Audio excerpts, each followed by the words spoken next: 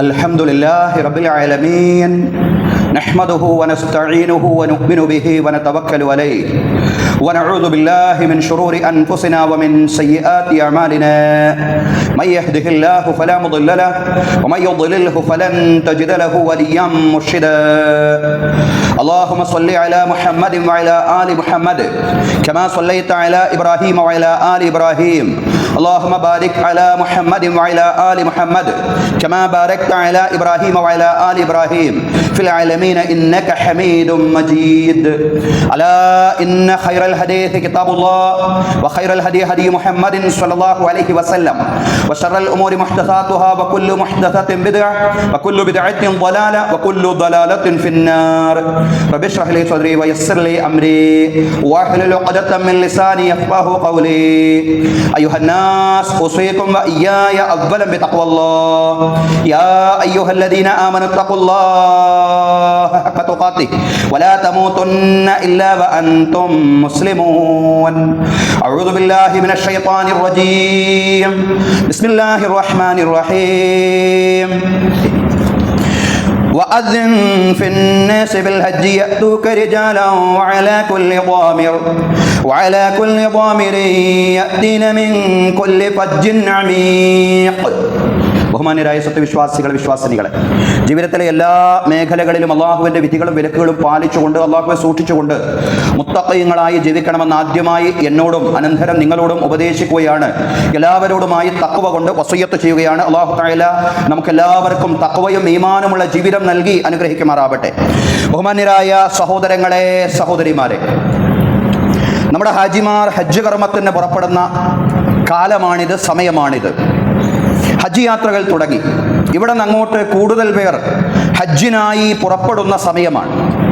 തീർച്ചയായും നമ്മുടെ ഹാജിമാരുടെ പുറപ്പാട് ഹജ്ജ് ചെയ്യാൻ നമുക്കെല്ലാവർക്കും ഒരു പ്രചോദനമായി മാറേണ്ടതുണ്ട്. ഈ ഒരു പശ്ചാത്തലത്തെ മുൻനിർത്തിക്കൊണ്ട് ഹജ്ജിൻ്റെ മഹത്വവും ഹജ്ജിൻ്റെ സന്ദേശവും പറയാനാണ് ഇന്നത്തെ ഖുത്ബ പ്രയോജനപ്പെടുത്തുന്നത്. അല്ലാഹു തആല പറയാനും കേൾക്കാനും ഉൾക്കൊള്ളാനും നമുക്ക് തൗഫീഖ് നൽകി അനുഗ്രഹിക്കുമാറാവട്ടെ. ബഹുമാന്യരായ സഹോദരങ്ങളെ, സഹോദരിമാരെ, 4000 വർഷങ്ങൾക്ക് മുമ്പ് ഇബ്രാഹിം നബി അലൈഹി സ്വലാം നടത്തിയ ഒരു വിളംബരത്തിൻ്റെ പ്രതിധ്വനിയാണ് ഹജ്ജ്.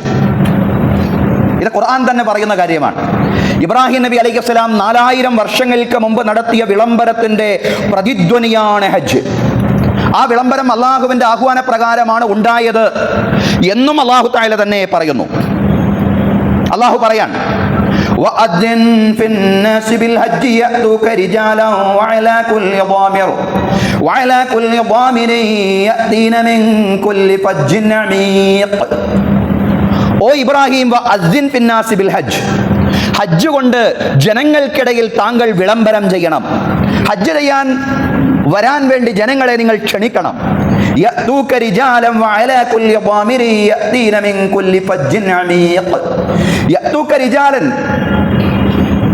കാൽനടയായെങ്കിലും അവർ ഹജ്ജ് ചെയ്യാൻ വേണ്ടി വരുന്നതാണ്. വഅലാ കുല്ലി ളാമിരിൻ, അതുപോലെ തന്നെ മെലിഞ്ഞൊട്ടിയ ഒട്ടകപ്പുറത്തുമായി യഅ്തീന മിൻ കുല്ലി ഫജ്ജിൻ അമീഖ്, അതിവിദൂരമായ മലമ്പാതകളിൽ കൂടിയും അവർ ഹജ്ജ് ചെയ്യാൻ വരുന്നതാണ്. എന്തൊക്കെ ക്ലേശങ്ങൾ അഭിമുഖീകരിച്ചാലും ഈ വിളിക്ക് ഉത്തരം ചെയ്ത ആളുകൾ ഹജ്ജ് ചെയ്യാൻ വേണ്ടി വരുന്നതാണ്, അങ്ങയുടെ അടുക്കലേക്ക് വരുന്നതാണ് എന്നാണ് ഖുർആന്റെ പ്രയോഗം. യഅ്തൂക, അങ്ങയുടെ അടുക്കലേക്ക് വരുന്നതാണ്. റിജാലൻ, കാൽനടയായിട്ടും വഅലാ കുല്ലി ളാമിരിൻ, മെലിഞ്ഞൊട്ടിയ ഒട്ടകപ്പുറത്തും ഉള്ള വാഹനപ്പുറത്ത്. യഅ്തീന മിൻ കുല്ലി ഫജ്ജിൻ അമീഖ്, അതിവിദൂരമായ മലമ്പാതകളിൽ കൂടിയും അവർ വരുന്നതാണ്. ഇബ്രാഹിം നബി അലൈഹി സ്വലാമയുടെ പ്രാർത്ഥനയ്ക്ക്, അതല്ലെങ്കിൽ വിളിക്ക്, ഇബ്രാഹിം നബി വിളിക്കാൻ, അള്ളാഹിനോട് പ്രാർത്ഥിച്ചുകൊണ്ട് ജനങ്ങളെ വിളിക്കാൻ, ഹജ്ജ് ചെയ്യാൻ വേണ്ടി ക്ഷണിക്കാൻ. ആ ക്ഷണത്തിന് ഉത്തരം നൽകിയ ആളുകളാണ് യഥാർത്ഥത്തിൽ ഹാജിമാർ, അതല്ലെങ്കിൽ ഹാജമാർ എന്ന് പറയുന്നത്. മഹാന്മാരായ വ്യാഖ്യാതാക്കൾ മേൽപ്പറഞ്ഞ വചനത്തെ വിശദീകരിച്ചുകൊണ്ട് പറയാൻ, വഖാല ഇബ്രാഹിം അലൈഹിസ്സലാം ഫീ ഹാദിൽ വഖ്ത്, അല്ലാഹുവിന്റെ ആഹ്വാനമുണ്ടായ ഘട്ടത്തിൽ ഇബ്രാഹിം നബി അലൈഹിസ്സലാം പറഞ്ഞു, യാ റബ്ബ് വകൈഫ ഉബല്ലിഗുൻ നാസ്, പടച്ചവനെ, എങ്ങനെയാണ് ജനങ്ങൾക്ക് ഞാൻ എത്തിച്ചു കൊടുക്കുക? ഞാൻ ഇവിടെ നിന്ന് ഈ മക്കാ ദേശത്തിൽ നിന്ന് അവരെ വിളിച്ചാൽ അവരെങ്ങനെ കേൾക്കാനാണ്?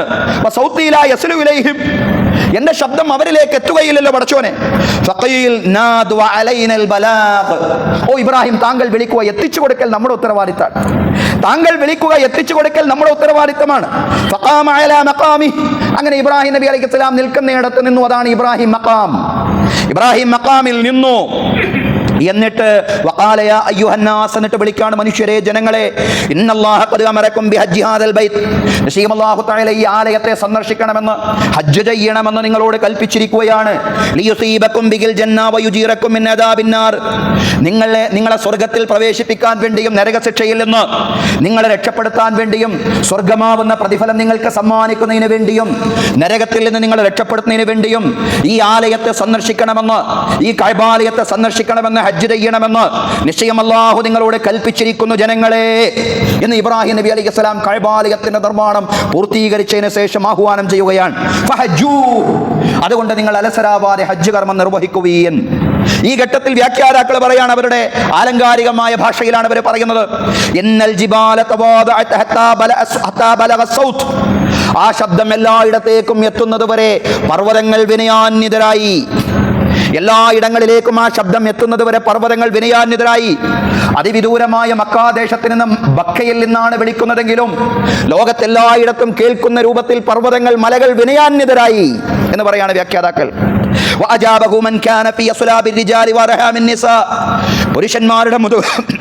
പുരുഷന്മാരുടെ മുതുകുകളിലും സ്ത്രീകളുടെ ഗർഭപാത്രങ്ങളിലുമുള്ള ആളുകൾ വരെ, കുഞ്ഞുങ്ങൾ വരെ അതിനുത്തരം ചെയ്തു എന്നുള്ളതാണ്.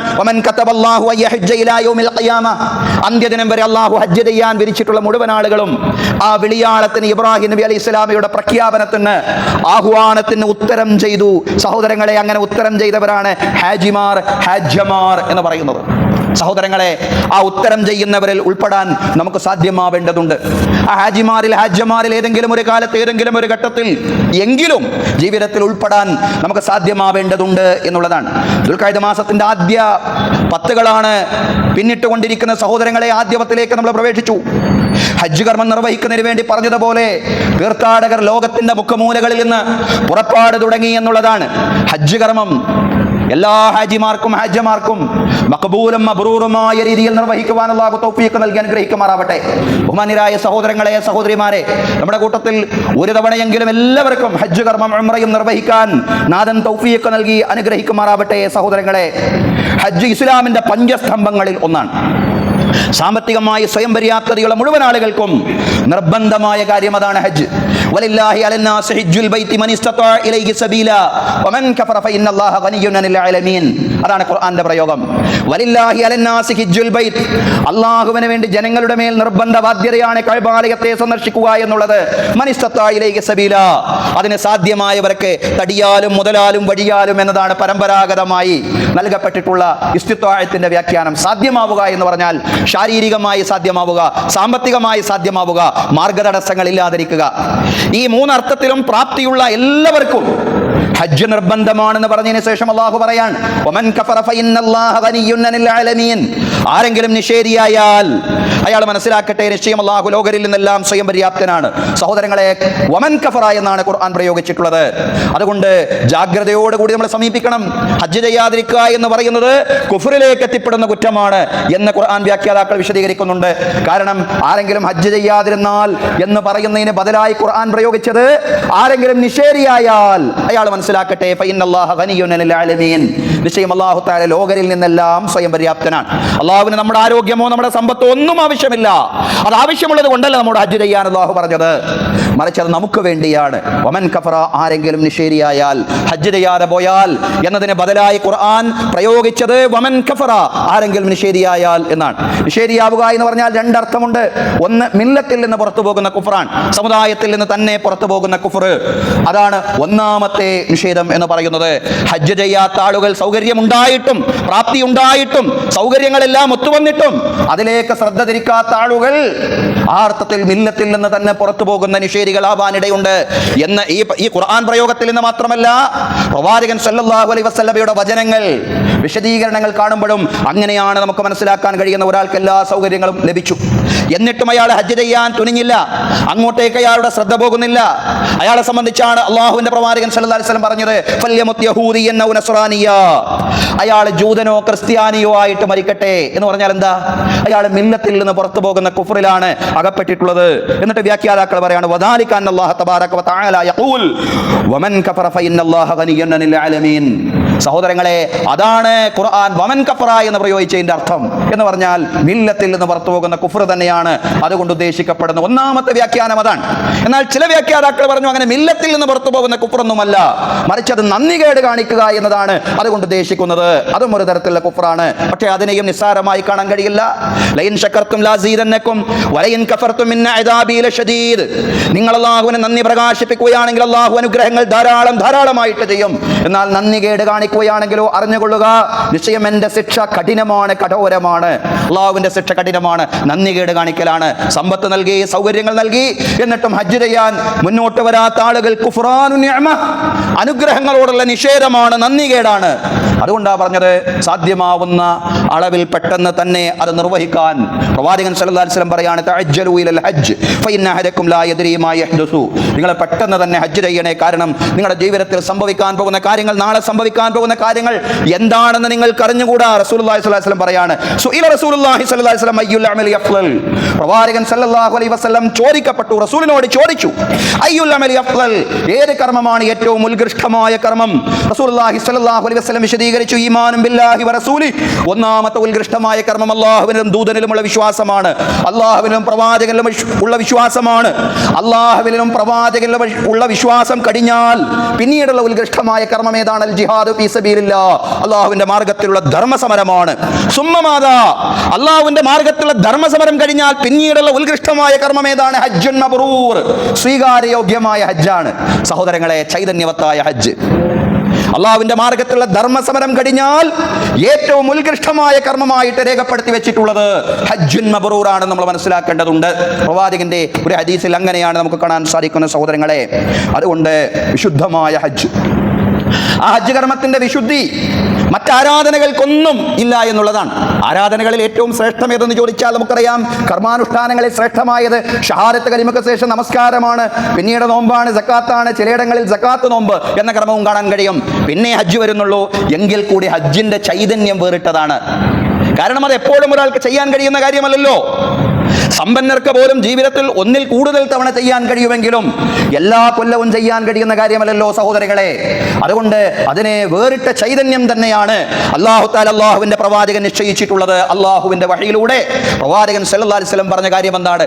മൻ ഹജ്ജ ലില്ലാഹി ഫലം യർഫസ് ഫലം യഫ്സുഖ് റജഅ മിൻ ദുനൂബിഹി കയൗമിൻ വലദതുഹു ഉമ്മുഹു. ഒരാൾ അല്ലാഹുവിന് വേണ്ടി ഹജ്ജ് കർമ്മം നിർവഹിച്ചു, സ്ത്രീ പുരുഷ സംസർഗത്തിൽ ഏർപ്പെട്ടുകൊണ്ട് ഹജ്ജിന്റെ മഹത്വത്തെ നിഷ്ഫലമാക്കാതെ, ഹജ്ജിനെ നിഷ്ഫലമാക്കാതെ, അധർമ്മങ്ങളിലൊന്നും ഏർപ്പെടാതെ, സ്ത്രീ പുരുഷ സംസർഗത്തിൽ ഏർപ്പെടാതെ ഒരാൾ ശരിയായ രീതിയിൽ തന്നെ അല്ലാഹുവിന് വേണ്ടി അല്ലാഹുവിന്റെ പ്രീതി മാത്രം ഉദ്ദേശിച്ചുകൊണ്ട് ഹജ്ജ് കർമ്മം നിർവഹിച്ചാൽ റജഅ മിൻ ദുനൂബിഹി, അയാളുടെ തെറ്റുകളിൽ നിന്ന് മടങ്ങി വന്നിരിക്കുന്നു. ഹജ്ജ് ചെയ്ത് തിരിച്ചു വരുമ്പോൾ അയാളുടെ പാപങ്ങളിൽ നിന്നാണ് മടങ്ങി വരുന്നത്. ഏതുപോലെ കയൗമിൻ വലദതുഹു ഉമ്മുഹു, അയാളുടെ മാതാവ് അയാളെ പ്രസവിച്ച വിശുദ്ധിയിലാണ്. അതെങ്ങനെയാണ് പറയേണ്ട ആവശ്യമില്ല. ആ വിശുദ്ധി എങ്ങനെയാണെന്ന് പറയേണ്ട ആവശ്യമില്ല സഹോദരങ്ങളെ. ഒരാൾ ഹജ്ജിന് പുറപ്പെടുമ്പോൾ തന്നെ പശ്ചാത്താപത്തിന്റെ ഉപാധികൾ കഴിവിന്റെ പരമാവധി പൂർത്തീകരിച്ചുകൊണ്ടാണല്ലോ പുറപ്പാട്. അല്ലാഹുവിലേക്ക് പശ്ചാത്തപിച്ചു മടങ്ങുകയാണ്. ചെയ്തു പോയ തെറ്റുകളുടെ പേരിൽ ഖേദിക്കുകയാണ്. ഇനി ആ തെറ്റിലേക്ക് മടങ്ങുകയില്ലെന്ന നിശ്ചയദാർഢ്യമുള്ള തീരുമാനമെടുക്കുകയാണ്. ആ തെറ്റിലേക്ക് മടങ്ങാത്ത ജീവിതം നയിക്കുകയാണ്. മനുഷ്യരോട് ബന്ധപ്പെട്ട പാപങ്ങളാണെങ്കിൽ പൊരുത്തപ്പെടിയിക്കുന്നു, സാമ്പത്തിക ബാധ്യതകളാണെങ്കിൽ കൊടുത്തു വീട്ടുന്നു, അതല്ലെങ്കിൽ അവധി ചോദിച്ചു വാങ്ങുന്നു, അയൽക്കാരുടെ അടുക്കലേക്ക് പോകുന്നു, ബന്ധുക്കളുടെ അടുക്കലേക്ക് പോകുന്നു, സുഹൃത്തുക്കളുടെ അടുക്കലേക്ക് പോകുന്നു. എന്നിൽ എന്തെങ്കിലും അപാകതകൾ ഉണ്ടായിട്ടുണ്ടെങ്കിൽ, അതിരുവിട്ട വാക്കുകൾ പ്രവർത്തികൾ എൻ്റെ ഭാഗത്ത് നിന്ന് അങ്ങേക്കെതിരായിട്ടുണ്ടായിട്ടുണ്ടെങ്കിൽ വിട്ടുവീഴ്ച ചെയ്തു തരണം എന്ന് മനസ്സറിഞ്ഞുകൊണ്ട് വിട്ടുവീഴ്ച ചോദിക്കുന്നു. ഇതെല്ലാം പൂർത്തീകരിക്കാണ് ഒരു മനുഷ്യൻ. അതിൻ്റെ മുമ്പ് അല്ലാഹുവിനോടുള്ള ഇസ്തിഗ്ഫാറും തൗബയും പൂർത്തീകരിച്ചു. ആ യാത്രയിൽ തന്നെ, യാത്ര പുറപ്പെടുമ്പോൾ തന്നെ വല്ലാത്തൊരു വിശുദ്ധിയിലേക്ക് അയാൾ എത്തിപ്പെട്ടിട്ടുണ്ട്. നമ്മൾ ഓരോ വക്കത്തും നമസ്കരിക്കാൻ പള്ളിയിലേക്ക് പോകുമ്പോൾ, അതല്ലെങ്കിൽ ഓരോ റമദാനിലേക്ക് നമ്മൾ പ്രവേശിക്കുമ്പോൾ നമ്മളത് ചെയ്യുന്നില്ല. ഈ അർത്ഥത്തിലുള്ള പശ്ചാത്താപം നമ്മൾ നിർവഹിക്കുന്നില്ല. പക്ഷേ ഹജ്ജ് കർമ്മത്തിലേക്ക്, ഉംറയിലേക്ക് പുറപ്പെടുന്നതിന്റെ മുന്നോടിയായി സുഹൃത്തുക്കളുടെയും ബന്ധുക്കളുടെയും അടുക്കൽ ചെന്നുകൊണ്ട് അവരോട് പൊരുത്തം ചോദിക്കുന്നു. അതോടൊപ്പം അല്ലാഹുവിനോട് ഇസ്തിഗ്ഫാർ നടത്തുന്നു, തൗബ നിർവഹിക്കുന്നു. അത് തന്നെയാണ് ഒരു മനുഷ്യനെ അവിടെ മുതൽ തന്നെ വിശുദ്ധിയിലേക്കുള്ള ആ മനുഷ്യന്റെ മടക്കം, ജനിച്ച കുഞ്ഞിന്റെ വിശുദ്ധിയിലേക്കുള്ള ആ മനുഷ്യന്റെ മടക്കം ആരംഭിച്ചു. പിന്നെ ഇഹ്റാമിന്റെ വേഷവിധാനങ്ങൾ, ഇഹ്റാം എന്ന് പറഞ്ഞ വേഷവിധാനങ്ങളല്ല, നിയ്യത്താണ് ഇഹ്റാം എന്ന് പറയുന്നത്. പക്ഷേ ഹാജിമാർ അവർ ഇഹ്റാമിൻ്റെതായ വേഷം ധരിക്കുന്നുണ്ട്. അവിടെ വ്യത്യസ്ത വേഷവിധാനങ്ങളില്ല. ആകെ വ്യത്യാസം ആണിനും പെണ്ണിനും ഓരോരോ വേഷങ്ങൾ എന്നത് മാത്രമാണ്. ദുനിയാവിൽ രാജാക്കന്മാർക്ക് അവരുടെ കിരീടമുണ്ട്, പോലീസുകാർക്ക് അവരുടെ യൂണിഫോം ഉണ്ട്, മതപണ്ഡിതന്മാർ അവരുടെ ഐഡന്റിറ്റിയുടെ ഭാഗമായിട്ട് വ്യത്യസ്തങ്ങളായിട്ടുള്ള വേഷവിധാനങ്ങൾ ധരിക്കാറുണ്ട്, വിദ്യാർത്ഥികൾ അവരുടേതായ യൂണിഫോമുകൾ ധരിക്കാറുണ്ട്. ഓരോരുത്തരും അവരുടേതായ ഐഡന്റിറ്റികൾ പ്രകടിപ്പിക്കുന്നതിന് വേണ്ടി ചിലപ്പോൾ രാജകീയമായ ഭാവങ്ങളോടെ രാജാക്കന്മാർ അവരുടേതായ വേഷങ്ങൾ ധരിക്കുന്നുണ്ട്. പക്ഷേ ഹജ്ജ് കർമ്മത്തിലേക്ക് പ്രവേശിച്ചു കഴിഞ്ഞാൽ എല്ലാവർക്കും ഒരേ വേഷം. വ്യത്യാസമുള്ളത് ആണിനും പെണ്ണിനും ഇടയിൽ മാത്രമാണ്. ഈ മനുഷ്യസാഗരത്തിൽ ഒരുവൻ മാത്രമാണ് ഞാൻ. ഈ ഭക്തരായ അള്ളാഹുവിനെ ഭയപ്പെടുന്ന ഈ ജനങ്ങളുടെ കൂട്ടത്തിലെ ഒരുവൻ മാത്രമാണ്. ഈ പാരാവാരം പോലെ ഒഴുകിക്കൊണ്ടിരിക്കുന്ന ഭക്തജനങ്ങളുടെ കൂട്ടത്തിൽ ഒരു തുള്ളി മാത്രമാണ് ഞാൻ എന്ന് ആ മനുഷ്യൻ വിനയഭാവത്തോടുകൂടി ചിന്തിക്കുകയാണ്. വിനയം, അതാണ് വേണ്ടത്. ഇഹ്റാമിന്റെ വേഷം ധരിച്ചു കഴിഞ്ഞാൽ വിനയമാണ് ആ മനുഷ്യനിൽ ഉണ്ടാവുന്നത്. ഞാൻ മനുഷ്യസാഗരത്തിൽ ഒരുവൻ എന്നതിനപ്പുറത്ത് ഞാൻ ആരുമല്ല എന്നുള്ള ചിന്ത. ഏത് അടിമ വിനയാന്വിതനായോ അയാളുടെ പദവി അല്ലാഹു തആല ഉയർത്തി കൊടുക്കും എന്നുള്ളതാണ്. അഹങ്കാരത്തിന്റെ അണുമണിത്തൂക്കം ഹൃദയത്തിലുള്ള മനുഷ്യൻ സ്വർഗത്തിൽ പ്രവേശിക്കുകയില്ല. അഹങ്കാരത്തിന്റെ സർവ്വലാഞ്ചനകളെയും ഇല്ലായ്മ ചെയ്യാനാണ് ഈ വേഷവിധാനം ധരിച്ചുകൊണ്ട് മനുഷ്യരിൽ ഒരുവൻ മാത്രമായി നമ്മോട് മാറാൻ ഇഹ്റാം പറയുന്നത്, ഹജ്ജ് പറയുന്നത്, ഉംറ പറയുന്നത് സഹോദരങ്ങളെ നമ്മൾ മനസ്സിലാക്കേണ്ടതുണ്ട്. ഇതാണ് ഇതിന്റെ മഹത്വം എന്ന് പറയുന്നത്. മനുഷ്യ സമത്വത്തിന്റെ ഏറ്റവും വലിയ പ്രഖ്യാപനമാണ് യഥാർത്ഥത്തിൽ ഹജ്ജ് എന്ന് പറയുന്നത്. ഹജ്ജ് നിർവഹിക്കുന്നതോടെ ജഗന്നിയന്താവായ നാഥന്റെ കോടിക്കണക്കിന് അടിമകളിൽ ഒരാൾ മാത്രമാണ് താനെന്നുള്ള ബോധമാണ് ഒരു ഹജ്ജക്ക് ലഭിക്കുന്നത് എന്നുള്ളതാണ്. ഈ ബോധത്തിലൂടെ നേടുന്നതാണ് സഹോദരങ്ങളെ ഹജ്ജിന്റെ പ്രാഥമിക വിശുദ്ധി എന്ന് പറയാം. ഇനി ഇഹ്റാം കെട്ടിക്കൊണ്ട് അവൻ എങ്ങോട്ടാണ് പോകുന്നത്? കഅബാലയത്തിലേക്ക്. ഇന്ന അവ്വല ബൈത്തിൻ ബുദിഅ ലിന്നാസി അല്ലദീ ബിബക്കത മുബാറകം വഹുദൽ ലിൽ ആലമീൻ. ലോകർക്ക് സന്മാർഗമായി അനുഗ്രഹീത ഭവനമായി ബക്ക എന്ന് പറയുന്ന പ്രദേശത്ത് ജനങ്ങൾക്ക് വേണ്ടി അല്ലാഹു സ്ഥാപിച്ചിട്ടുള്ള ആദ്യത്തെ മന്ദിരത്തിലേക്കാണ് അവന്റെ പ്രയാണം എന്ന് പറയുന്നത്. ആരാണ് ഈ മന്ദിരം നിർമ്മിച്ചത് എന്ന കാര്യത്തിൽ 3 അഭിപ്രായങ്ങൾ ഖുർആൻ വ്യാഖ്യാതാക്കൾക്കും ചരിത്രകാരന്മാർക്കും ഇടയിലുണ്ട് എന്നുള്ളതാണ്. ഒന്നാമത്തെ അഭിപ്രായം അത് മലക്കുകൾ നിർമ്മിച്ച മന്ദിരമാണെന്നാണ്. ഇന്നല്ലാഹ ബലഅ തഹ്തൽ അർശി ബൈതൻ വഹുവൽ ബൈത്തുൽ മഅമൂർ. അല്ലാഹുവിന്റെ രാജസിംഹാസനത്തിന്റെ ചുവട്ടിൽ ഒരു ഭവനം നിർമ്മിച്ചു. ആ ഭവനത്തിന്റെ പേര് ബൈത്തുൽ മഅമൂർ എന്നാണ്. വഅമറൽ മലായികത യതൂഫു ബിഹി. ആ ബൈത്തുൽ മഅമൂറിനെ പ്രദക്ഷിണം ചെയ്യാൻ, തവാഫ് ചെയ്യാൻ അല്ലാഹുവിന്റെ സമീപസ്ഥരായ മലക്കുകളോട് കൽപ്പിച്ചു. സുമ്മ അമറൽ മലായികത അല്ലദീന ഹും സുക്കാനുൽ അർള് അയ്യബ്നു ഫിൽ അർളി ബൈതൻ ലാ മിസാലിഹി വഖദരിഹി. പിന്നീട് ഭൂവാസികളായ മലക്കുകളോട് ആ ബൈത്തുൽ മഅമൂറിന്റെ സമാനതയിലും രൂപത്തിലുമുള്ള ഒരു ഭവനം ഭൂമിയിൽ നിർമ്മിക്കാൻ അല്ലാഹു തആല കൽപ്പിച്ചു എന്നുള്ളതാണ്. വഅമറ മൻ ഫിൽ അർളി അയതൂഫു ബി കമാ യതൂഫു അഹ്ലുസ് സമാഇ ബിൽ ബൈത്തുൽ മഅമൂർ. എന്നിട്ട് ആ ബൈത്തുൽ മഅമൂറിനെ മലക്കുകൾ, ആകാശത്തെ മലക്കുകൾ തവാഫ് ചെയ്യുന്നത് പോലെ ഭൂമിയിൽ ബൈത്തുൽ മഅമൂറിന്റെ രൂപത്തിൽ ഭൂമിയിലെ മലക്കുകൾ നിർമ്മിച്ചിട്ടുള്ള ഭവനത്തെ, അതായത് കഅബയെ തവാഫ് ചെയ്യാൻ അല്ലാഹു തആല ഭൂവാസികളായിട്ടുള്ള മലക്കുകളോട് കൽപ്പിച്ചു എന്നുള്ളതാണ്. അപ്പോൾ മലക്കുകളാണ് നിർമ്മിച്ചത് എന്നതാണ് ഒന്നാമത്തെ വിശദീകരണം എന്ന് പറയുന്നത്. أول شيء عمله آدم عليه السلام حين نزل من السماء طاف بالبيت المشرف فلقيه الملائكة فقالوا له طفنا بهذا البيت قبلك ب2000 عام. ആദം അലൈഹിസ്സലാം ഭൂമിയിലേക്ക് വന്നപ്പോൾ ആദ്യം ചെയ്ത പ്രവൃത്തി എന്താ? ഖുർആൻ വ്യാഖ്യാതാക്കൾ വിശദീകരിക്കുകയാണ് പ്രവാചക വചനത്തിന്റെ വെളിച്ചത്തിൽ നിന്നുകൊണ്ട്. ആദം അലൈഹിസ്സലാം ഭൂമിയിലേക്ക് വന്നപ്പോൾ ചെയ്ത ആദ്യത്തെ പ്രവൃത്തി എന്ന് പറയുന്നത് ബൈത്തുൽ മുശറഫ, കഅബാലയത്തെ തവാഫ് ചെയ്തു എന്നുള്ളതാണ്. ഈ രംഗം മലക്കുകൾ കണ്ടു. ഈ രംഗം മലക്കുകൾ കണ്ടപ്പോൾ അവർ പറഞ്ഞു, ഓ ആദം, താങ്കൾക്ക് മുമ്പ് ആയിരക്കണക്കിന് വർഷങ്ങൾക്ക് മുമ്പ് ഞങ്ങൾ ഈ ഭവനം തവാഫ് ചെയ്യാൻ തുടങ്ങിയിട്ടുണ്ട്. താങ്കൾ തവാഫ് ചെയ്യുന്നതിന്റെ ആയിരക്കണക്കിന് വർഷങ്ങൾക്ക് മുമ്പ് ഞങ്ങൾ ഈ ഭവനം തവാഫ് ചെയ്യാൻ തുടങ്ങിയിട്ടുണ്ട് എന്ന് പറഞ്ഞാൽ മനസ്സിലാക്കേണ്ടത് മലക്കുകളാണ് നിർമ്മിച്ചത് എന്നുള്ളതാണ്. മലക്കുകളാണ് കഅബ ബൈത്തുൽ മഅമൂറിന്റെ രൂപത്തിൽ ഭൂമിയിൽ ഒരു ഭവനം അഥവാ കഅബാലയം നിർമ്മിച്ചത് എന്നുള്ളതാണ് ഒന്നാമത്തെ അഭിപ്രായം. രണ്ടാമത്തെ അഭിപ്രായം ആദം അലൈഹിസ്സലാമയാണ് നിർമ്മിച്ചത്. മൂന്നാമത്തെ അഭിപ്രായമാണ് ഇബ്രാഹിം അലൈഹിസ്സലാമയാണ് നിർമ്മിച്ചത് എന്നുള്ളത്.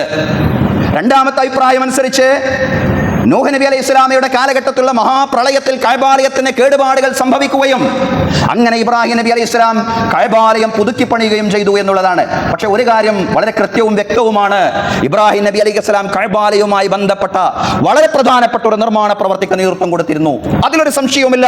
അതിന്റെ ക്രെഡിറ്റ് ഇബ്രാഹിം അലൈഹി സ്വലാമയ്ക്ക് തന്നെയുള്ളതാണ്.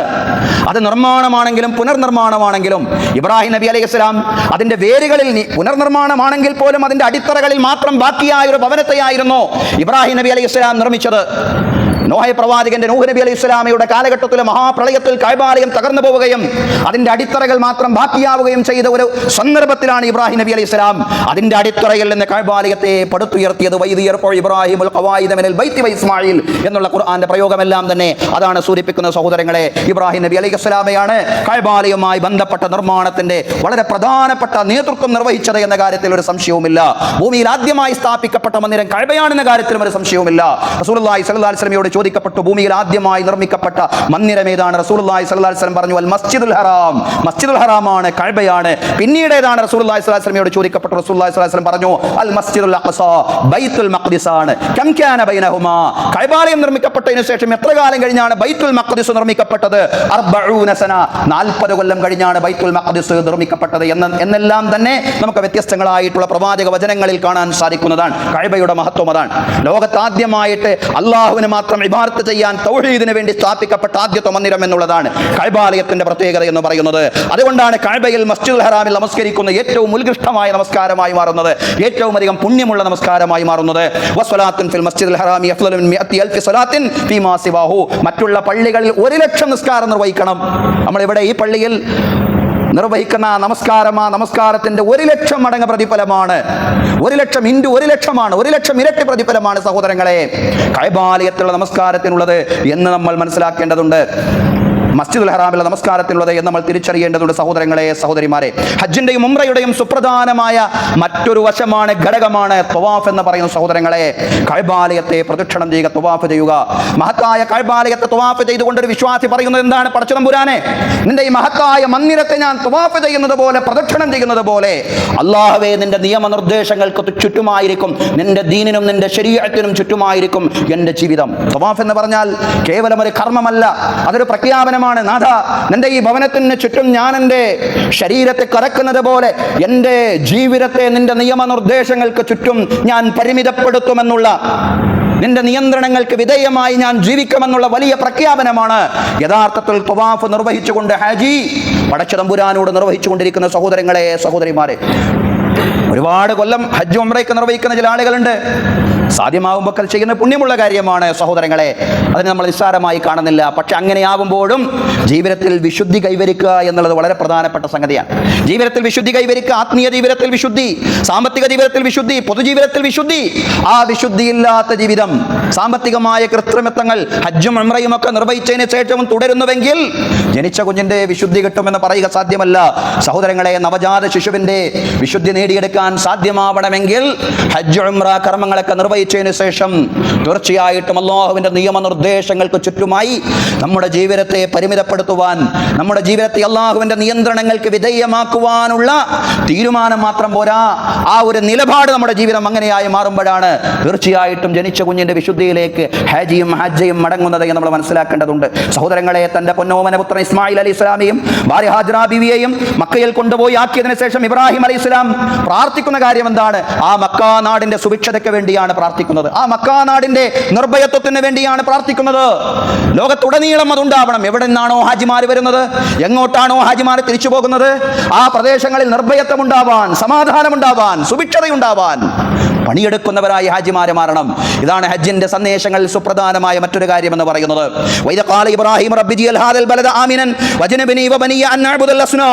ഇബ്രാഹിം അലൈഹിസ്സലാം പറയുന്ന സന്ദർഭം നിങ്ങൾ ഓർക്കണം. പടച്ചവനെ, ഈ നാടിനെ നിർഭയത്വമുള്ള നാടാക്കി മാറ്റണമേ.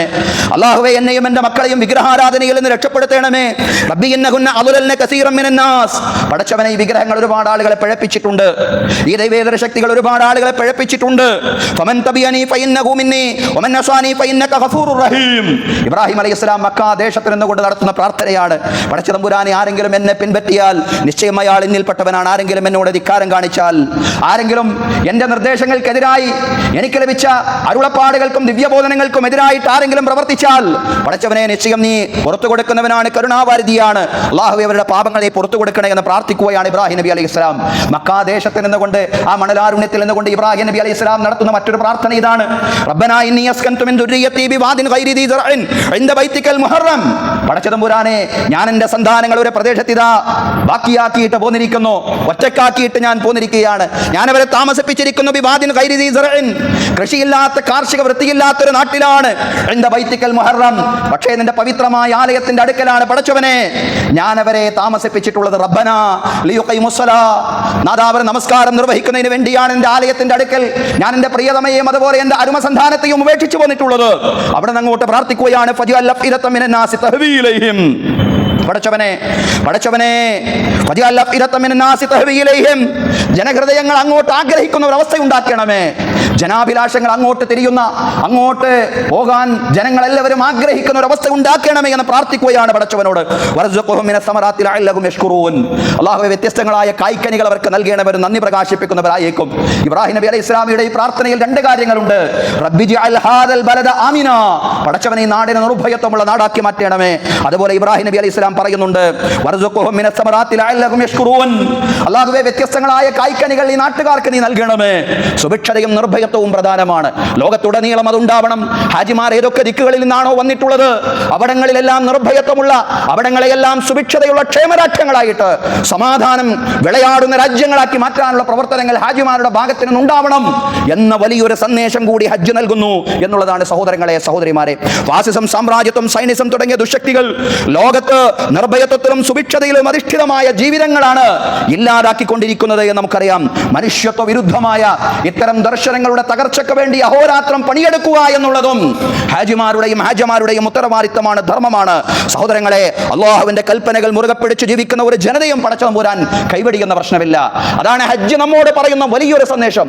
അള്ളാഹിന്റെ കൽപ്പനകൾ മുറുകെ പിടിച്ച് ജീവിക്കുന്ന ഒരു ജനതയും അള്ളാഹു കൈവടിയുകയില്ല എന്നാണ് ഹജ്ജിന്റെ ചരിത്രം നമ്മോട് പറയുന്നത്. നമുക്കറിയാം, പ്രവാചകൻ ഇബ്രാഹിം അലൈഹിസ്സലാം, അബ്രഹാം പ്രവാചകൻ തന്റെ അരുമസന്താനത്തെയും അതുപോലെ തന്റെ പ്രിയതമയും മക്കാമണലാരുണ്യത്തിൽ കൊണ്ടുപോയി ആക്കുമ്പോ അവരുടെ ഒരു കയ്യിൽ കാരക്കയും മറ്റേ കയ്യിൽ വെള്ളവും കൊടുക്കുന്നു. ഒരു തോൽപാത്രത്തിൽ കുറച്ച് കാരക്ക, വേറെ തോൽപാത്രത്തിൽ കുറച്ച് വെള്ളവും, കുറച്ചു കാലത്തേക്ക് മാത്രം, ഏറി വന്നാൽ ഒരാഴ്ച കാലത്തേക്ക് മാത്രം കുടിക്കാവുന്നതേ ഉള്ളൂ. ഈ ഘട്ടത്തിൽ പ്രിയതമ ചോദിക്കുന്ന ഒരു ചോദ്യമുണ്ടല്ലോ, ഹാജറ ബീവി ഹാഗർ ചോദിക്കുന്ന ഒരു ചോദ്യമുണ്ടല്ലോ, അല്ലാഹു അമറക ബിഹാദ, അല്ലാഹു കൽപ്പിച്ചിട്ടാണോ താങ്കൾ ഇത് ചെയ്തിട്ടുള്ളത്? പ്രിയതമനോട്, ഭർത്താവിനോട് ചോദിക്കുകയാണ്, അള്ളാഹുവിന്റെ കൽപ്പന പ്രകാരമാണോ ഈ മക്കാമണൽ ആരുണ്യത്തിൽ ആരുമില്ലാത്ത ഈ ദേശത്ത് ഞങ്ങളെ കൊണ്ടുവന്നാക്കിയിട്ടുള്ളത് എന്ന് ചോദിക്കുമ്പോ അബ്രഹാം പ്രവാചകൻ ഇബ്രാഹിം അലൈഹിസ്സലാം നൽകുന്ന മറുപടി, നഅം അല്ലാഹു അമറനി ബിഹാദ, അതെ, അല്ലാഹു തആലയാണ് കൽപ്പിച്ചിട്ടുള്ളത്. ഈ ഘട്ടത്തിൽ പ്രിയതമ പറയാണ്, ഹാജറ ബീവി പറയാണ്, ഇദല്ലാ യുദയ്യുനല്ലാഹ്, എങ്കിൽ അല്ലാഹു ഞങ്ങളെ പെരുവഴിയിലാക്കുകയില്ല. അള്ളാഹിന്റെ കൽപ്പന പ്രകാരമാണ് അങ്ങ് ഞങ്ങളെ ഇവിടെ ഒറ്റക്കാക്കി പോകുന്നതെങ്കിൽ അള്ളാഹുവിന്റെ പിന്തുണയും അള്ളാഹുവിന്റെ സഹായവും ഞങ്ങൾക്കുണ്ടാവും. വെള്ളവും തീർന്നു, കാരക്കയും തീർന്നു, അമ്മിഞ്ഞപ്പാലും തീർന്നപ്പോ കുഞ്ഞ് വാവിട്ടടിച്ച് കരയാൻ തുടങ്ങി. സഫാക്കും മർവാക്കും ഇടയിൽ ഓടുകയാണ്. അതാണ് സഈന്റെ ചരിത്രം എന്ന് പറയുന്ന സഹോദരങ്ങളെ. സഫാക്കും മർവാക്കും ഇടയിൽ ആ പ്രിയ മാതാവ് ഹാജറ ബീവി ഓടുകയാണ്. സഹോദരങ്ങളെ, അങ്ങനെ ഓട്ടം ഒരു നിശ്ചിത ഘട്ടത്തിൽ എത്തുമ്പോഴാണ് ആ കുഞ്ഞ് കാലിട്ടടിച്ച ഭാഗത്ത് നിന്ന് സംസം പ്രവാഹം ഉണ്ടാകുന്നത്. സംസം ജലം എന്തുദ്ദേശത്തിന് വേണ്ടിയാണോ കുടിക്കുന്നത് ആ ഉദ്ദേശം പൂർത്തീകരിക്കപ്പെടുമെന്ന സ്വഹീഹായ ഹദീസിലുള്ളത്. സഹോദരങ്ങളെ, അള്ളാഹുവിന്റെ കാര്യകാരണ ബന്ധങ്ങൾക്ക് അപ്പുറത്തുള്ള സഹായം, അഭൗതികമായ ലോകത്തിൽ നിന്നുള്ള സഹായം, അള്ളാഹു അത്തരം സഹായങ്ങൾ കൊണ്ട് വിശ്വാസികളെ പിന്തുണയ്ക്കും. നമ്മുടെ പ്രാർത്ഥന പാഴായി പോവുകയില്ല, മർദ്ദിത ജനതകളുടെ പ്രാർത്ഥന പാഴായി പോവുകയില്ല. അള്ളാഹുവിന്റെ സഹായത്തിൽ പ്രതീക്ഷയർപ്പിച്ചുകൊണ്ട് വിശ്വാസത്തോടു കൂടി മുന്നോട്ട് പോയാൽ ഹഖൻ അലൈനാ നസ്റുൽ മുഅ്മിനീൻ, വിശ്വാസികളെ സഹായിക്കുക എന്നുള്ളത് അള്ളാഹു പറയാണ്, അള്ളാഹുവിന്റെ ഉത്തരവാദിത്തമാണ്, ബാധ്യതയാണ്. സഹോദരങ്ങളെ, അങ്ങനെ അറേബ്യ അങ്ങേയറ്റം സുഭിക്ഷതയുള്ള നാടായി മാറി, അതിനപ്പുറത്ത് നിർഭയത്വമുള്ള നാടായി മാറി. നേരത്തെ ഒരു നിർഭയത്വം ഉണ്ടായിരുന്നില്ല. ലോകത്തിന്റെ മുക്കുമൂലകളിൽ പോയിട്ട് അവർ കച്ചവടം ചെയ്യും. കച്ചവട യാത്രക്കിടയിൽ ധാരാളമായിട്ട് അവർ ആക്രമിക്കപ്പെട്ടിരുന്നു, അവരുടെ സ്ത്രീകൾ അടിമയാക്കപ്പെട്ടിരുന്നു. പിന്നീട് അവർ ലോകത്തിന്റെ വിവിധ മൂലകളിലേക്ക്, മക്കാ ദേശത്ത് നിന്നുള്ള ആളുകൾ മക്കയിൽ സംസം പ്രവാഹത്തിന്റെ അടിത്തറയിൽ അള്ളാഹുവിന്റെ സഹായത്താൽ ഒരു നാഗരികത രൂപപ്പെട്ടു വന്നപ്പോൾ, ജനവാസം ഉണ്ടായപ്പോ ആ നാട്ടുകാർ തുടക്കത്തിൽ അവർ ഒറ്റപ്പെട്ട പലയിടങ്ങളിലും ബതുക്കളായിട്ട് താമസിച്ചിരുന്ന കാലത്ത് അവർ ആക്രമിക്കപ്പെട്ടിരുന്നു, അവരുടെ സ്ത്രീകൾ ബന്ദികളാക്കപ്പെട്ടിരുന്നു. പക്ഷേ ഈ സംസമിലൂടെ, അതല്ലെങ്കിൽ മക്കാദേശത്ത് അബ്രഹാം പ്രവാചകന്റെ പ്രാർത്ഥനയിലൂടെ സാധ്യമായിട്ടുള്ള ആ സുഭിക്ഷതയിലൂടെ സഹോദരങ്ങൾ ഒരു നാഗരികത അവിടെ നിന്ന് രൂപപ്പെട്ടു. പിന്നെ അവർ എവിടേക്ക് യാത്ര ചെയ്യുമ്പോഴും ഒരു സംഘം, ഒരു യാത്രാസംഘം, ഒരു കൊള്ള സംഘം ഈ യാത്രാസംഘത്തെ പിടികൂടുകയാണ്. ഈ ഘട്ടത്തിൽ അവർ പറയാണ്, നഹ്നു മിൻ ഹറമില്ല, ഞങ്ങൾ അല്ലാഹുവിന്റെ ഹറമിൽ നിന്ന് വരുന്ന ആളുകളാണ്. അതോടുകൂടി അവർ വെറുതെ വിടും. അതാണ് മക്കാ ദേശത്തുകാർക്ക് അതിലൂടെ ലഭിച്ച ഒരു സുരക്ഷ എന്ന് പറയുന്നത്. അങ്ങനെയാണ് ഹറം അമ്നിന്റെ ഗേഹമായി മാറിയത്, സുരക്ഷയുടെ ഗേഹമായി മാറിയത്. ലാ തുഖാതിലൂഹും ഇൻദൽ മസ്ജിദിൽ ഹറാം, മസ്ജിദുൽ ഹറാമിന്റെ അടുക്കൽ വെച്ചവരോട് നിങ്ങൾ യുദ്ധം ചെയ്യാൻ പാടില്ല. ഖുർആൻ പറയാണ് ഹത്താ യുഖാതിലൂക്കും ഫീ, നിങ്ങളുടെ എതിരാളികളുടെ ശത്രുക്കളോട് പോലും മസ്ജിദുൽ ഹറാമിന്റെ അടുക്കൽ വെച്ച് യുദ്ധം ചെയ്യാൻ പാടില്ല, അവരിങ്ങോട്ട് ആക്രമിക്കാൻ വന്നെങ്കിലല്ലാതെ. ഫൈൻ ഖാതലൂക്കും ഫഖ്തുലൂഹും, അവരിങ്ങോട്ട് ആക്രമിക്കാൻ വരികയാണെങ്കിൽ നിങ്ങൾക്ക് പ്രതിരോധിക്കാവുന്നതാണ്. അതാണ് മസ്ജിദുൽ ഹറാം. അത് അമ്നിന്റെ സുരക്ഷയുടെ നിർഭയത്വത്തിന്റെ ഗേഹമാണ്. ലാ യഹല്ലു ലിഅഹദിക്കും അൻ യഹ്മില ബിമക്കത്ത സിലാഹ്, മക്കയിൽ ആയുധം വഹിക്കൽ ഒരാൾക്കും അനുവദനീയമല്ല. ആയുധം വഹിച്ചുകൊണ്ടുള്ള നടത്തം മക്കയിൽ പാടില്ല. അവിടേക്ക് യാത്ര ചെയ്ത് എത്തിപ്പെട്ട ആളുകളും അവിടെ താമസിക്കുന്ന ആളുകൾക്കും ഒരേ നിലപാടാണ് മക്കക്കുള്ളത്, ഒരേ നിലപാടാണ്. ഒരു പരദേശി ബോധമില്ല, ഞാൻ ഏതോ അന്യനാട്ടിൽ നിന്ന് വന്നയാളാണ് എന്ന ഒരു ഒറ്റപ്പെടലിന്റെ ചിന്തയില്ല എന്നുള്ളതാണ്. അതാണ് ഖുർആൻ പറഞ്ഞത് വൽ മസ്ജിദുൽ ഹറാമില്ലദീ ജഅൽനാഹു ലിന്നാസി സബാഅനിൽ ആകിഫു ഫീഹി വൽ ബാദ്. മസ്ജിദുൽ ഹറാം ജനങ്ങളുടേതാണ്. അങ്ങോട്ട് യാത്ര ചെയ്ത് എത്തിപ്പെട്ട ആളുകളും അവിടെ സ്ഥിരതാമസമായിട്ട് ജീവിച്ചുകൊണ്ടിരിക്കുന്ന ആളുകൾക്കും ഒരേ പദവിയും ഒരേ പരിഗണനയുമാണ് മസ്ജിദുൽ ഹറാമിൽ. അതാണ് മസ്ജിദുൽ ഹറാം. അതാണ് മസ്ജിദുൽ ഹറാം. അമ്നിന്റെ ഗേഹമാണ്, ഒത്തൊരുമയുടെ ഗേഹമാണ്, സമത്വത്തിന്റെ ഗേഹമാണ്, സമാധാനത്തിന്റെ ഗേഹമാണ്. ലൈസ മിൻ ബലദിൻ ഇല്ലാ സയതഉഹു ദജ്ജാൽ ഇല്ലാ മക്കത വൽ മദീന. ദജ്ജാൽ നാളെ എല്ലായിടത്തും ചവിട്ടും. എല്ലായിടത്തും ദജ്ജാലിന്റെ പാദസ്പർശനം ഉണ്ടാകുമ്പോൾ മക്കയിലും മദീനയിലും ദജ്ജാൽ ചവിട്ടില്ലെന്നാണ് റസൂലുള്ളാഹി സ്വല്ലല്ലാഹു അലൈഹി വസല്ലം പറയുന്നത്. ഇല്ലാ അലൈഹി മലായികത്തുൻ സാഫിയൻ, അണിയണിയായ മലക്കുകൾ നിന്നുകൊണ്ട് ദജ്ജാലിനെ പ്രതിരോധിക്കും. യഹ്രിസൂനഹാ, അവരാ മക്കക്കും മദീനക്കും കാവലിരിക്കുകയാണ് അല്ലാഹുവിന്റെ മലക്കുകൾ. കുല്ലമാ അറാദ ദജ്ജാൽ വയദ്ഖുല ഫീ വാഹിദിൻ മിൻ നഖബിഹാ യസുദ്ദുൽ മലായികത്തു ബിസ്സുയൂഫ്. മക്കയുടെയോ മദീനയുടെയോ ഏതെങ്കിലും ഒരു കവാടത്തിലൂടെ ദജ്ജാൽ പ്രവേശിക്കാൻ ഉദ്ദേശിച്ചാൽ, ആഗ്രഹിച്ചാൽ, മലക്കുകൾ അവരുടെ ഖഡ്ഗം കൊണ്ട്, അവരുടെ വാളുകൾ കൊണ്ട് ദജ്ജാലിനെ തടയുമെന്ന് റസൂലുള്ളാഹി സ്വല്ലല്ലാഹു അലൈഹി വസല്ലം സ്വഹീഹായ ഹദീസിലൂടെ സഹോദരങ്ങളെ നമ്മെ പഠിപ്പിക്കുകയാണ്. സഹോദരിമാരെ, ഹജ്ജും ഉംറയും നിർവഹിക്കാനുള്ള പരിശ്രമം വിശ്വാസികളുടെ എല്ലാവരുടെയും ഭാഗത്തു നിന്നുണ്ടാവണം. ജനിച്ച കുഞ്ഞിന്റെ വിശുദ്ധിയോടുകൂടി തിരിച്ചു വരാൻ വേണ്ടിയാണത്. സ്വർഗത്തിലേക്കുള്ള പ്രയാണത്തിന് വേണ്ടിയാണ്. അതാണ് അതിന്റെ ആത്മീയമായ മഹത്വം എന്ന് പറയുന്നത്. ഈ ലോകത്ത് സമത്വവും സമാധാനവും പുലരുക എന്നതും ഈ ആരാധനയുടെ, ഹജ്ജിന്റെ ഉംറയുടെ ലക്ഷ്യമാണ്. സഹോദരങ്ങളെ, അതിനാണ് സമത്വം ഉദ്ഘോഷിക്കുന്ന വേഷമാക്കി ഹജ്ജിന്റെ വേഷവിധാനത്തെ, ഇഹ്റാമിന്റെ വേഷവിധാനത്തെ അല്ലാഹു തആല നിശ്ചയിച്ചത്. സമത്വമാണ് ഈ മഹത്തായ ആരാധന ഉദ്ഘോഷിക്കുന്നത്. സമാധാനത്തിന്റെ നിർഭയത്വത്തിന്റെ ഗേഹമാക്കി ഹറമിനെ നിശ്ചയിച്ചതും ലോകത്തുടനീളം സമാധാനത്തിന് വേണ്ടി വിശ്വാസികൾ പരിശ്രമിക്കണമെന്ന സന്ദേശം വിളിച്ചു പറയുകയാണ് അതിലൂടെ. ഈ സന്ദേശങ്ങൾക്കെല്ലാം ഈ കാലത്ത് വലിയ പ്രസക്തിയുണ്ട് സഹോദരങ്ങളെ. ഭക്ഷണത്തിൽ പോലും വർഗീയത കാണുന്ന ഒരവസ്ഥയാണ് നമ്മുടെ നാട്ടിൽ ചിലർക്കുള്ളത്. കേരളത്തിലെ അറബിക് ഹോട്ടലുകളുടെ സാമ്പത്തിക സ്രോതസ്സും ദേശവിരുദ്ധ ബന്ധങ്ങളും അന്വേഷിക്കണമെന്ന് ആവശ്യപ്പെട്ടുകൊണ്ട് ഉത്തരവാദപ്പെട്ട ഒരു രാഷ്ട്രീയ പാർട്ടി NIAക്ക് പരാതി നൽകി എന്ന വാർത്ത നിങ്ങൾ ശ്രദ്ധിച്ചിട്ടുണ്ടാവും. അറബിക് ഹോട്ടലുകൾ എന്ന് പറഞ്ഞാൽ അറബികൾ നടത്തുന്ന ഹോട്ടൽ എന്നല്ല, അറബി പേരുള്ള ഹോട്ടലുകൾ എന്നതാവാം അതുകൊണ്ട് ഉദ്ദേശിക്കപ്പെടുന്നത്. ഒരു വിഭാഗം നടത്തുന്ന വ്യാപാര സ്ഥാപനങ്ങളെ സംശയത്തിന്റെ നിഴലിൽ നിർത്താനുള്ള ശ്രമങ്ങളാണിതെല്ലാം. ഇതെല്ലാം തന്നെ വർഗീയതയാണ്, ഇതെല്ലാം തന്നെ വംശീയ ചിന്തയിൽ നിന്ന് വരുന്നതാണ്. വേറൊരു വശത്ത് ഹിന്ദു മൂർത്തികളുടെ മുമ്പിൽ മാംസാഹാരം വെച്ച് അനാവശ്യ വിവാദം ഉണ്ടാക്കുന്നു നമ്മൾ കാണുന്നു.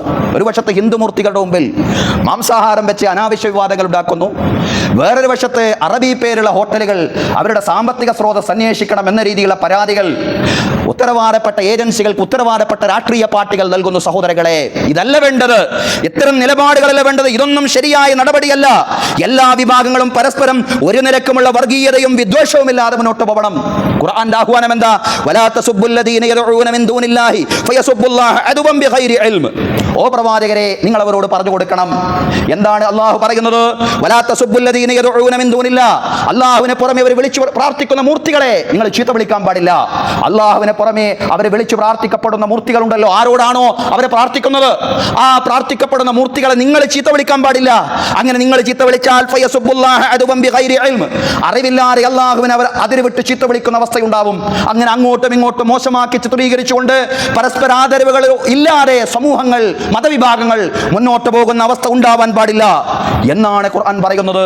പരസ്പരം സമുദായങ്ങൾ അങ്ങോട്ടും ഇങ്ങോട്ടും ആദരിച്ചും ബഹുമാനിച്ചും സ്നേഹിച്ചും മുന്നോട്ട് പോകണം. ഇത്തരം സഹിഷ്ണുതാപരമായ നിലപാടുകളിലൂടെ മാത്രമേ ഹജ്ജ് മുന്നോട്ട് വെക്കുന്ന സമത്വ സാഹോദര്യത്തിൽ അധിഷ്ഠിതമായ ലോകക്രമത്തെ നിർമ്മിക്കുവാൻ നമുക്ക് സാധിക്കുകയുള്ളൂ. അതാണ് ഇസ്ലാം ഉദ്ദേശിക്കുന്ന ലോകക്രമം എന്ന് പറയുന്നത്. നമുക്കറിയാം, ഇങ്ങനെ അങ്ങനെയുള്ള ചില കാര്യങ്ങൾ നേരത്തെ നമ്മൾ പറഞ്ഞതുപോലെയുള്ള അസഹിഷ്ണുതയുടേതായ ചിത്രങ്ങൾ അതല്ലെങ്കിൽ വാർത്തകൾ നമ്മുടെ മുമ്പിൽ ലഭിക്കുമ്പോഴും നമുക്കൊക്കെ കുളിരേകുന്ന വാർത്തകൾ നമ്മുടെ മുമ്പിൽ ലഭിക്കുന്നു എന്നുള്ളതാണ്. ഹജ്ജിന് പുറപ്പെടുന്ന ഹാജിമാരെയും ഹാജമാരെയും സഹോദര സമുദായാംഗങ്ങൾ ആലിംഗനം ചെയ്തുകൊണ്ട് ആശ്ലേഷിച്ചുകൊണ്ട് യാത്ര അയക്കുന്ന എത്രയോ വീഡിയോകളും ചിത്രങ്ങളും വരുന്നു. അതാണ് വേണ്ടത്. പരസ്പരം അങ്ങോട്ടും ഇങ്ങോട്ടും സമുദായങ്ങൾ ആദരിച്ചും ബഹുമാനിച്ചും പരസ്പരം സ്നേഹിച്ചും സഹിഷ്ണുതയോടുകൂടി മുന്നോട്ട് പോകാൻ, പരസ്പര സ്നേഹത്തോടുകൂടി മുന്നോട്ട് പോകാൻ സാധിക്കണം. യഥാർത്ഥത്തിൽ ഈ ആരാധനകളുടെ എല്ലാം ചൈതന്യത്തിൽ നിന്ന് നമുക്ക് ലഭിക്കേണ്ടുന്ന ആ ഒരു പരസ്പര സ്നേഹത്തിൻ്റെതായിട്ടുള്ള വലിയൊരു ആശയമുണ്ട്. അതൊരിക്കലും തന്നെ വിശ്വാസികളും വിശ്വാസിനികളും കൈവിടാൻ പാടില്ല. തീർച്ചയായിട്ടും അതിന്റെ കാവൽക്കാരായിട്ട്, ആ സൗഹൃദത്തിന്റെ ആ സാഹോദര്യത്തിന്റെ കാവൽക്കാരായിട്ട് കൂടി നമ്മൾ മാറണം. അതാണ് ഹജ്ജടക്കമുള്ള തീർത്ഥാടനങ്ങൾ നമ്മെ പഠിപ്പിക്കുന്ന വലിയൊരു പാഠം എന്ന് മനസ്സിലാക്കാൻ നമുക്ക് സാധിക്കണം. അതിന് അല്ലാഹു തൗഫീഖ് നൽകി അനുഗ്രഹിക്കുമാറാവട്ടെ. അഖൂലു ഖൗലി ഹാദാ വഅസ്തഗ്ഫിറുല്ലാഹ ലീ വലക്കും. ഇന്നല്ലാഹ വമലായികതഹു യുസല്ലൂന അലൻ നബി യാ അയ്യുഹല്ലദീന ആമനൂ സ്വല്ലൂ അലൈഹി വസല്ലിമൂ തസ്ലീമാ.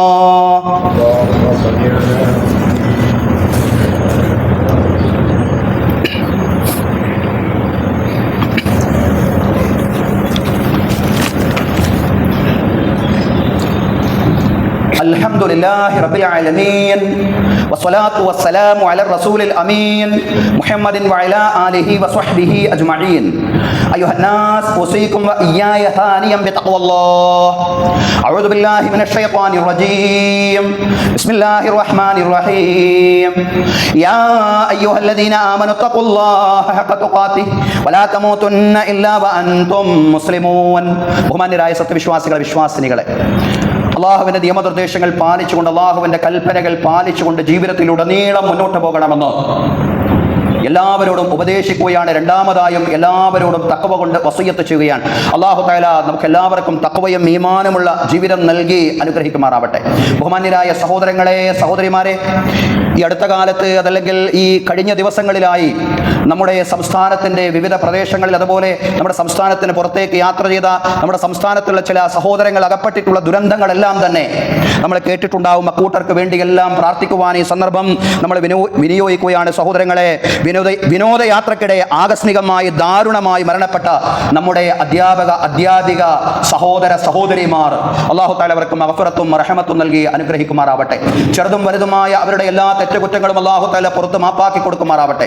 അല്ലാഹു തആല അവരുടെയും നമ്മുടെയും ബർസഖി ജീവിതം വിശാലമാക്കി തരുമാറാവട്ടെ. അവരുടെ ഖബർ അല്ലാഹു കണ്ണെത്താ ദൂരത്തോളം വിശാലമാക്കി കൊടുക്കുമാറാവട്ടെ. ശാശ്വതമായ ഫിർദൗസി ജീവിതം നൽകി അല്ലാഹു തആല അവരെ പ്രത്യേകമായിട്ട് അനുഗ്രഹിക്കുമാറാവട്ടെ. അതുപോലെ തന്നെ സഹോദരങ്ങൾ, അവരുടെ കുടുംബാംഗങ്ങൾക്ക് അല്ലാഹു തആല ക്ഷമയും ധൈര്യവും സ്ഥൈര്യവും നൽകി പ്രത്യേകം അനുഗ്രഹിക്കുമാറാവട്ടെ. അവരുടെ സുഹൃത്തുക്കൾ, അവരുടെ ശിഷ്യഗണങ്ങൾ, അതുപോലെ തന്നെ അവരുടെ സഹാധ്യാപകർ, അവരോട് ബന്ധപ്പെട്ടവരുടെ പരിചയക്കാർ, എല്ലാവർക്കും അല്ലാഹു തആല ക്ഷമയും ധൈര്യവും സ്ഥൈര്യവും സമാധാനവും നിർഭയത്വവും നൽകി പടച്ചതമ്പുരാൻ പ്രത്യേകമായിട്ട് അനുഗ്രഹിക്കുമാറാവട്ടെ. സഹോദരങ്ങളെ, വെടിക്കെട്ടിൽ മരണപ്പെട്ടു പോയിട്ടുള്ള നമ്മുടെ സഹോദര സമുദായാംഗങ്ങൾ, അല്ലാഹു തആല അവരുടെ കുടുംബങ്ങൾക്ക് ക്ഷമയും ധൈര്യവും സ്ഥൈര്യവും പ്രദാനം ചെയ്യുമാറാവട്ടെ. പിടിച്ചു നിൽക്കാനുള്ള കരുത്ത് അല്ലാഹു തആല അവരുടെ കുടുംബാംഗങ്ങൾക്ക് നൽകി അനുഗ്രഹിക്കുമാറാവട്ടെ. അതുപോലെ തന്നെ പാമ്പ് കടിയേറ്റുകൊണ്ട് ഇന്നൊരു പിഞ്ചോമന മരിച്ച വാർത്തയും, കഴിഞ്ഞ ദിവസങ്ങളിൽ ഒരു പിഞ്ചോമന മരിച്ച വാർത്തയും നിങ്ങളുടെ ശ്രദ്ധയിൽ പെട്ടിട്ടുണ്ടാവും. അല്ലാഹു തആല ആ കുടുംബത്തിനെ, അവരുടെ മാതാപിതാക്കൾക്ക് സമാധാനം നൽകി അനുഗ്രഹിക്കുമാറാവട്ടെ. അവരുടെ ആ കുഞ്ഞിന്റെ മാതാപിതാക്കൾക്ക് അല്ലാഹു ക്ഷമ നൽകി അനുഗ്രഹിക്കുമാറാവട്ടെ. അല്ലാഹു തആല പിടിച്ചു നിൽക്കാനുള്ള കരുത്ത് നൽകി അല്ലാഹു തആല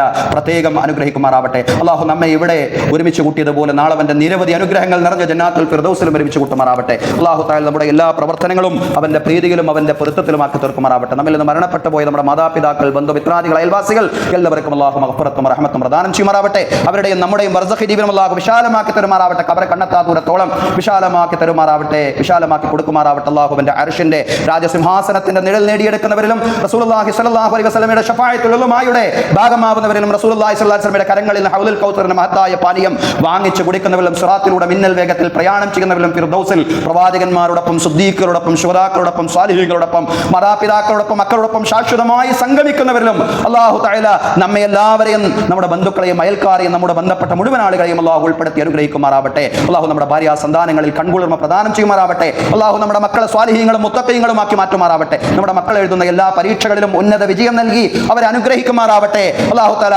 ജീവിതത്തിൽ ഉയർന്ന ജീവിത സാഹചര്യങ്ങളും തൊഴിൽ സാഹചര്യങ്ങളും അവർക്ക് ഒരുക്കി കൊടുക്കുമാറാവട്ടെ. നമ്മുടെ ഭാര്യമാർ, നമ്മുടെ ഭാര്യ ഭർത്താക്കന്മാർക്കിടയിൽ അല്ലാഹു പരസ്പര സ്നേഹം ശക്തിപ്പെടുത്തുമാറാവട്ടെ. ദുർഭാഗ്യകരമായ ത്വലാഖ് ഫസ്ഖുകളിൽ നിന്ന് എല്ലാ കുടുംബങ്ങളെയും അല്ലാഹു രക്ഷപ്പെടുത്തി അനുഗ്രഹിക്കുമാറാവട്ടെ. അതുപോലെ തന്നെ നമ്മുടെ മുതിർന്ന പൗരന്മാർ, മാതാപിതാക്കൾക്ക് അല്ലാഹു ആരോഗ്യത്തോടു കൂടിയുള്ള ദീർഘായുസ്സ് നൽകി അനുഗ്രഹിക്കുമാറാവട്ടെ. എല്ലാവിധ അവശതകളിൽ നിന്നും ശാരീരിക പ്രയാസങ്ങളിൽ നിന്നും നമ്മുടെ മാതാപിതാക്കളെ, നമ്മുടെ മുതിർന്ന പൗരന്മാരെ അല്ലാഹു തആല രക്ഷപ്പെടുത്തുമാറാവട്ടെ. നമ്മുടെ കൃഷിയിൽ, കച്ചവടത്തിൽ, ഉദ്യോഗ വരുമാന മാർഗ്ഗങ്ങളിൽ ഖൈറും ബറക്കത്തും പ്രദാനം ചെയ്യുമാറാവട്ടെ. അപകട മരണങ്ങളിൽ നിന്നും, പെട്ടെന്നുള്ള മരണങ്ങളിൽ നിന്നും, മാരകമായ രോഗങ്ങളിൽ നിന്നും, മറ്റെല്ലാ ദുരിതങ്ങളിൽ നിന്നും, പ്രയാസങ്ങളിൽ നിന്നും, പരീക്ഷണങ്ങളിൽ നിന്നും, അതുപോലെ സാമ്പത്തിക ബാധ്യതകളിൽ നിന്നും, കടങ്ങളിൽ നിന്നും അല്ലാഹു നമ്മെ എല്ലാവരെയും രക്ഷപ്പെടുത്തി അനുഗ്രഹിക്കുമാറാവട്ടെ. അല്ലാഹു ഫലസ്തീൻ മക്കളെ സഹായിക്കുമാറാവട്ടെ. ഇറാനിലെ സഹോദരങ്ങൾ അല്ലാഹു തആല സഹായിക്കുമാറാവട്ടെ. പടച്ചവനെ, അല്ലാഹ്, ഞങ്ങൾ നിന്നെ അല്ലാഹ് എന്ന് വിളിക്കുന്നു. അല്ലാഹുവേ, നിന്നെ അല്ലാഹ് എന്ന് വിളിക്കാൻ, നിന്നോട് പ്രാർത്ഥിക്കാൻ നിനക്ക് കൂടാനെ കൂടി അടിമകളുണ്ട്. പടച്ചവനെ, ഞങ്ങൾക്ക് ചോദിക്കാൻ ഉടമസ്ഥനായി, റബ്ബായി, നാഥനായി നീ മാത്രമേ ഉള്ളൂ. അല്ലാഹുവേ, ഞങ്ങളുടെ എല്ലാ സദുദ്ദേശങ്ങളെയും നീ സഫലീകരിച്ച് തരേണമേ റബ്ബേ. അല്ലാഹുമ്മ റബ്ബ നബി ബക്കർ വഉമർ വഉസ്മാൻ വഅലി വഅൻ ബഖിയത്തി സ്വഹാബത്തി വസ്വഹാബിയത്തി കുല്ലിഹിം അജ്മഈൻ. അല്ലാഹുമ്മ ഗ്ഫിർ ലിൽ മുഅ്മിനീന വൽ മുഅ്മിനാത്ത് വൽ മുസ്ലിമീന വൽ മുസ്ലിമാത്ത് അൽ അഹ്യാ മിൻഹും വൽ അംവാത് ഇന്നക മുജീബു ദഅവാതി യാ ഖാദി അൽ ഹജാത്. اللهم اجرنا من النار، اللهم اجرنا من النار، اللهم اجرنا من النار. اللهم لا تعذبنا بالنار ولا تجعلنا من حطب النار انها بئس الدار وبئس المثوى وبئس القرار. اللهم لا تجعل في قلوبنا غلا للذين امنوا ربنا انك انت رؤوف رحيم. ربنا اتنا في الدنيا حسنه وفي الاخره حسنه وقنا عذاب النار. وصلى الله على سيدنا محمد وعلى اله وصحبه اجمعين والحمد لله رب العالمين.